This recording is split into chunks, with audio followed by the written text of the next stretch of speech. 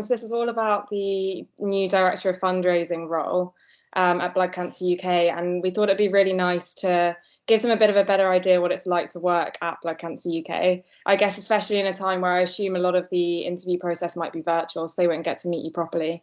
So yeah, I mean, it'd be nice if everyone, if I don't know who wants to start off, but it'd be nice if people could share some of the best things that they found about working at Blood Cancer UK and be completely honest. It can be as small or as big, day to day or one off, whatever it is, but it'd be really nice for some people to share what they have found to be the best things.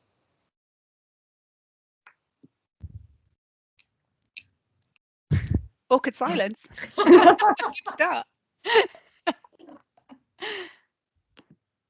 I'll go first, I don't mind. So I think a couple of things that really strike me about working at Blood Cancer UK. The first is around our agile working, or flexible working plus, as I see it. So I really like that there's no permission required, that we're really treated as adults, and that as managers we can really trust our teams. I think that's brilliant. So I really love being able to do Pilates at 10 in the morning and then spend all evening watching Netflix instead, or being able to go down the beach at the end of the day to watch the sunset, rather than thinking I have to work till 6 because they're my hours. So I really love that about here and how that works for everybody. And I think the other thing I really like is that it feels like everybody who works here is so bought into our mission and really, really wants us to get there. So nobody's in it for the money, of course, because it's a charity, but everyone is here because they really believe in it. And I think it makes it such an exciting place to work. Yeah, I think for anyone who was there on the Wednesday morning meeting when I gave my first impressions, that was something, as someone joining really, really recently, that was the biggest thing that really stood out to me, was how much energy everyone has. Even though this charity has been going on for a long time, the amount of energy that is still going is really, really great. So yeah, I completely agree with that, as someone from a new perspective. And I think the history side of things as well, that while it is just that history, it does give us an inspiration in the sense that we've spent the last 60 years spending money on blood cancer research, and you can see how it's transformed survival rates, the experience of having it, and so many more people are surviving it today as a result. So I think that gives us a real sort of hope for the future, that we know that funding research in the past has led to thousands of lives saved, and so if we can fund that research in the future, then who's to say when we'll be able to beat it, and that there is real hope that we can save more lives. And I suppose it links into this role, that the fundamental key strategic thing that is stopping us saving more lives quicker is that we don't raise enough money. So that's why I think, probably different from fundraising roles in some other charities, I think everyone is really brought into the role of Director of Fundraising and is absolutely willing them to succeed, because if they don't succeed, then we can't succeed. And I think it's probably following up from what Richard says. I think this is a really exciting time to join, because so often when you think of fundraising, you say like, oh, we could do so much better if we had trustee buy-in. We could do so much better if we had a good brand. We've got a phenomenal brand, and we're only just starting to see what that allows us to do. We've got a team of trustees, quite a big team of trustees, who are really totally switched on, want to be part of it, give positive input, really help us all. And I think we have a great team in fundraising and across, and I think there's a lot of working across different functions, and it's the opposite of your silo working. I think that's great for me. And I think going back to the very beginning question of Jasmine, like what's the best thing? I think for me, one of the best things about this organization is just how honest and open people are. And I think it's something that Gemma's probably, I've only ever seen this organization since Gemma's been here, so I don't know how it was before, but it's something that I feel she's brought to this organization, to really this culture of, it's okay to say what you see, and it's okay to just have constructive criticism at times, and it's just okay to say, well, we've tried something, it didn't work, and learn from it. And I think that's now so embedded in our culture, And it runs through absolutely everything, and that for me is a huge part of what makes this organization. Yeah, just adding to that, Nils, I think from my point of view, I think it's definitely the culture as much as anything else that makes this an amazing place to work. And, you know, as head of brand in previous organizations, sometimes there can be a bit of tension between brand and fundraising, and there's not that here at all. We've very much worked together to kind of achieve common goals, and that for me is just amazing. Along with just, you know, and I've never ever once had the Sunday night blues ever. I think from my perspective, both as so I guess for me there's probably two things that make working here really great. So the first one is from a perspective as head of research. I think I've been in a few research charities now, and I think coming into this one of the things that's been really great and really refreshing working with the fundraising department is just that willingness to kind of think of innovative new ways of funding science, and new ways of not just funding the best science, so not just funding the best research into blood cancer, but also in how we then take that further. So how does that then directly impact patients, and how do we communicate that? So like working with Richard and Helen's team, for example. And then with fundraising, it's just so clear. There's so much enthusiasm for research, which hasn't always been the case, I think, in places I've been previously. There's so much enthusiasm for research, and understanding of it and its importance for it, that you really do feel like a research strategy here, an investment of research is really going to go a long way, and that the fundraising team are really going to work hard to not just deliver what's needed to actually do and implement the strategy, but actually do even more. So take it up to the very next level so that we can genuinely beat blood cancer sooner rather than later. And that, I think, just chiming in what other people have said, that's really clear in this organization, that everybody is in it for the same reason, which I'm going to say, so there's politics in every organization you go to, but I have to say, being a veteran now of a few, that this is the organization with by far the least politics I've actually seen and experienced. I might be being a bit naive. I have been accused of being a Sally Sunshine in the past, but I do think, like, genuinely, everybody is just such a great bunch. Like together, we're such a great bunch, and everybody genuinely wants to really work and see things succeed. And then the other thing I wanted to say as well is just also as a person of color, so as a woman of color in an organization, in a charity sector, that is notoriously underserved, and underserves people of color.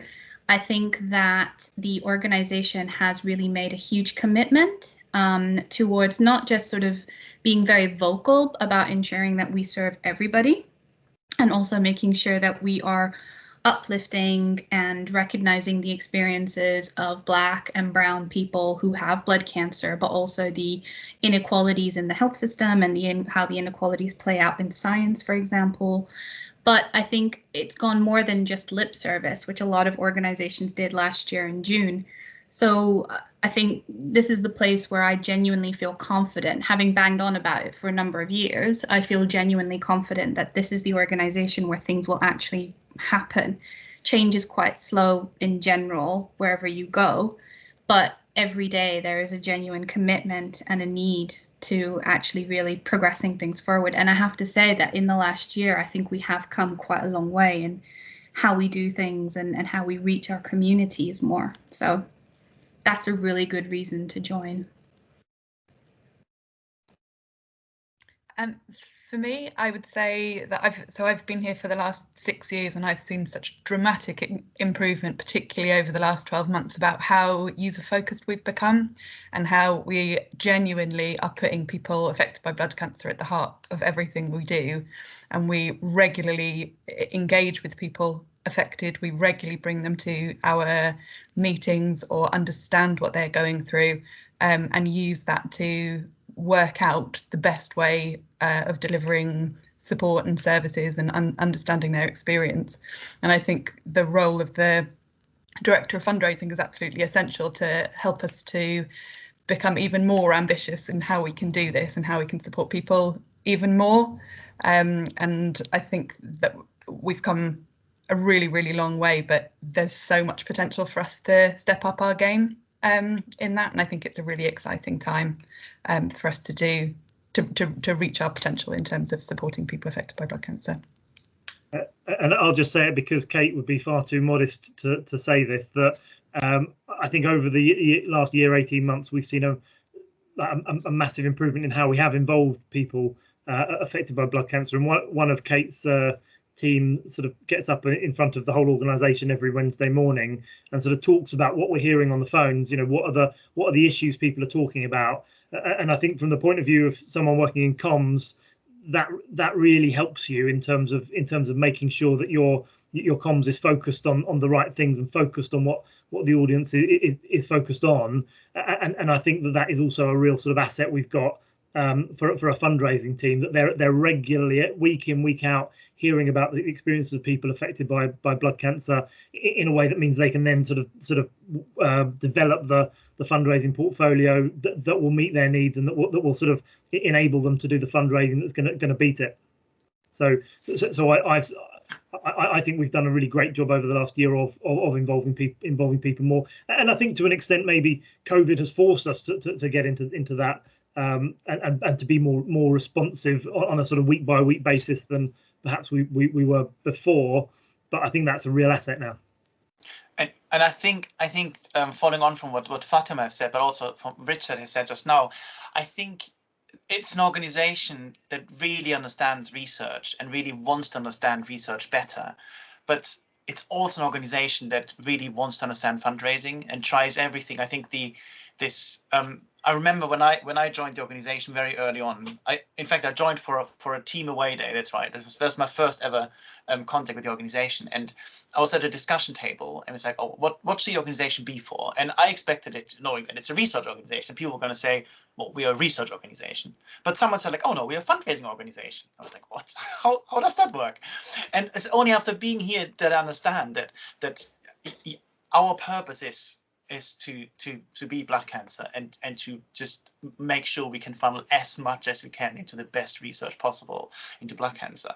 But we're doing this through fundraising, and there's across the organization this understanding that we need to make sure that any barriers that exist are being lifted, any bits where we don't work together are lifted, are put together, and I think from a fundraising perspective, that makes things much easier because people want the fundraisers to succeed. And I think for me that's another huge part of this organization. And so for me, the best thing about working at Blood Cancer UK is, without wanting to sound like I'm blowing out our own trumpet, is us. It's the mutually supportive environment that we've created amongst ourselves, led by Gemma. So both personally and professionally, we're always able and willing to help each other out if workload is high or if you're having a bad day, support people. And that open culture is now, I think, across the whole organisation. And as you were saying, Jess, it's okay to say, oh, I'm not going to do this work at these hours this afternoon because I have this other thing that I need to deal with. And that's really appreciated. And I think still quite unusual for any organisation. But it's but I think we've become so good at it. I think we mustn't lose sight of how valuable it is, and that we should hold on to it. Yeah, that's something I really love here is well-being, the real care on well-being and making sure that we don't, because there are, like, just like Chris is saying, there are organizations where there's kind of lip service to well-being, but really, like, you know, a sign of how hard you're working is actually how burned out you are. If you're not burned out, you weren't working hard enough. And that's just, you know, that's really sad. But here it is genuine, you know, there's a recognition that if you are burnt out, you cannot do your best work. And if you cannot do your best work, then you cannot help each other succeed. And therefore we can't all achieve the goals for people with blood cancer that we want to see. So that, I think, like, I really, really appreciate that kind of care and well-being and you know, stopping us from diving headfirst into a ditch, I suppose, and tiredness.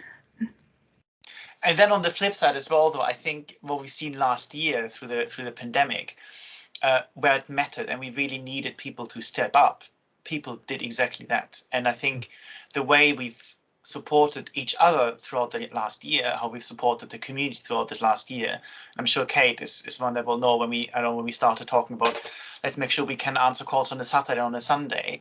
We just made that happen, and we tried to make it happen in a way that also looks at the well-being. But I think when things get difficult, we've come together as an organization, really thinking about the people we serve, and I think that's a massive plus. Yeah, I think on this, another thing that really stood out to me was, as you said, Niels, but also Kate and all of you, about putting people with blood cancer at the front. I mean, I'm sure this might be the case for some of you, and I know it's definitely the case for other people in the organisation, but there's a lot of people who work here who have a personal connection to someone affected by blood cancer, and that is me as well. But I think you're really inspired to join and do your best to help the lives of those with blood cancer. But I think before joining, it's also quite overwhelming, the thought that you're going to be immersed, surrounded by essentially information about a cancer that is actually quite touching to you. And I think one of the really big things that stood out to me was actually how comforted I feel. Like, I joined and I could see how passionate people were about helping those people. And so I personally, as someone who has a family member affected by it, I feel so comforted knowing that Blood Cancer UK is there advocating for them, getting the research funded for them. And I think that's a really, really nice thing. And I think maybe for any candidate who wants to apply for Director of Fundraising who also has that personal connection to blood cancer, I think that is something that they should bear in mind. It's actually really comforting joining and seeing the great stuff that is being done. Yeah, that was just one thing that stood out to me as well. Sorry, we were about to say something. Oh, I was just going to add something else as well, just kind of on this topic, and I'm not just saying this because you're here, Jasmine, as a representative of our board of trustees, but another thing that I think we're very, very lucky on is who's on our board of trustees and what a supportive bunch they are. I mean, I've worked in organisations where it's been quite terrifying speaking to our board of trustees, and obviously challenge is really important and it's healthy, and that's what trustees are there for. But to have the trustees that are so bought into the organisation and so supportive as well is something that I think is also quite unique and really special about working here. Brilliant. I wonder. Oh, sorry. No, absolutely, carry on. One last thing. I feel we haven't really spoken about the fundraising team at all, and I think it's just worth saying that it is quite a big team, and we've got some absolutely brilliant people there, and they've done amazing work over the last year. But I think we've come to a time where I think there's this willingness. So we've all taken a hit. Every charity has taken a hit, really, and there's this willingness to just come out of it as quickly as we can. And we started to model this throughout the year, and I'm now really surprised at how quickly things are actually moving because people just want to make it happen. And I think that's in the context of trustees having said, well, look, we need to grow back and we need to grow more, and let's look at what we need to do in terms of investment, in terms of how we can make this happen. So I think there's this really a deep-rooted eagerness within the team, but also the understanding from trustees that investment is necessary, and we've sort of put plans together to invest in various bits of fundraising. And I think what we're now looking for in a director of fundraising role is just to pull all of that together and to really just say, okay, we've got all these components there now with a vision. Let's try to go there. And I think it's a really exciting time to do that. Yeah, I guess for most roles we don't do one of these videos, and that probably reflects the fact of just how important this is for the organisation that we get this right.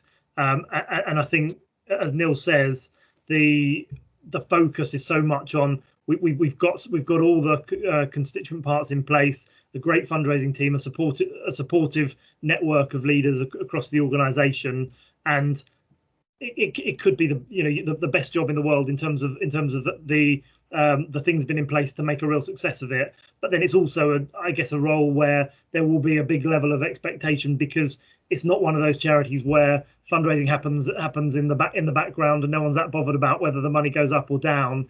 Everyone sees the amount of money we're raising as absolutely integral to our ability to deliver, and so that level of expectation will come too. And I guess it's a role for someone who's excited by that level of expectation rather than scared of it, I suppose.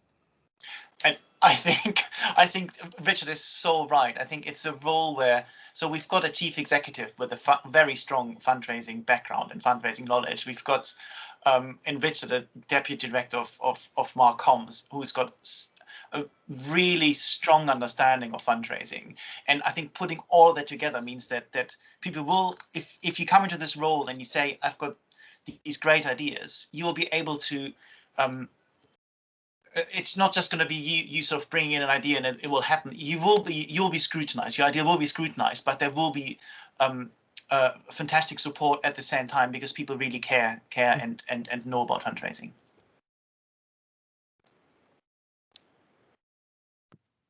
Brilliant. I wonder if are there any other points that you would like to say in terms of what you're looking for from the Director of Fundraising? Any other points you'd like to add, or if not, we can move on.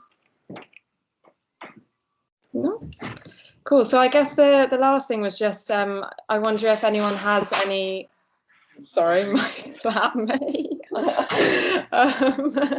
You can cut that bit out. Can we use that, please? I wonder if there was maybe like anything you would say or a piece of advice you would give to anyone perhaps watching this video on the other side of the screen who's thinking about applying. Is there any one bit of advice or anything you'd like to say to that candidate to apply, encourage them to apply maybe?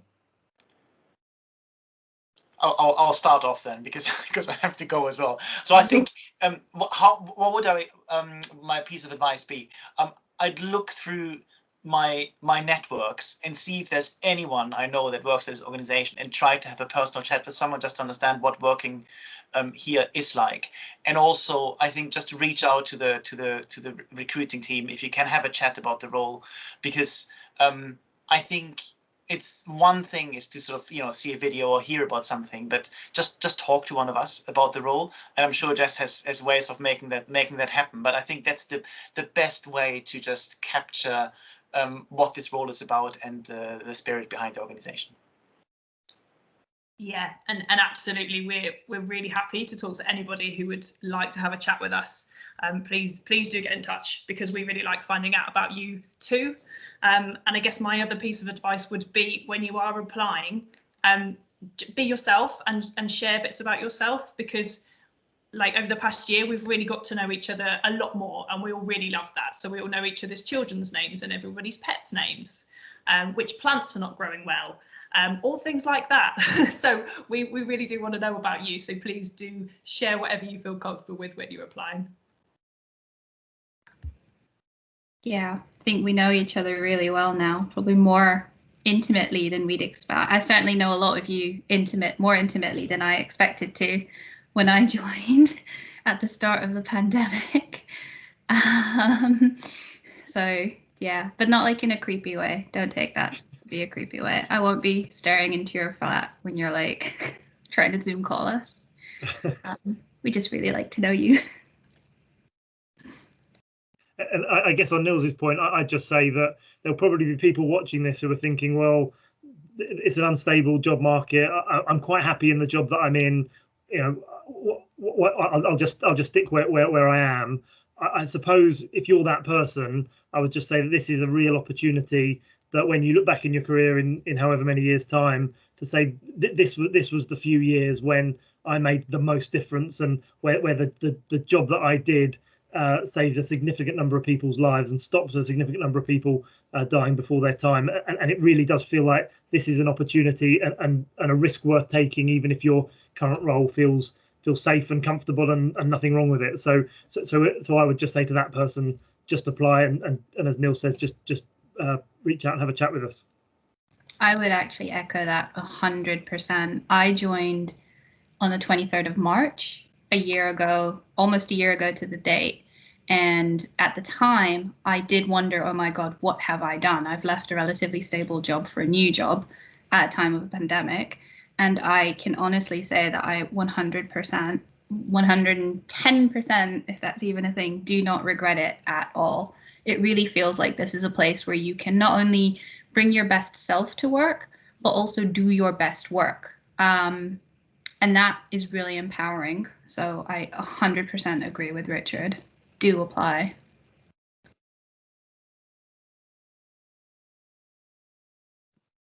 Perfect. I feel like that's probably most of the questions, Helen. I think that's perfect. I don't want to follow Fatima. That was a great ending.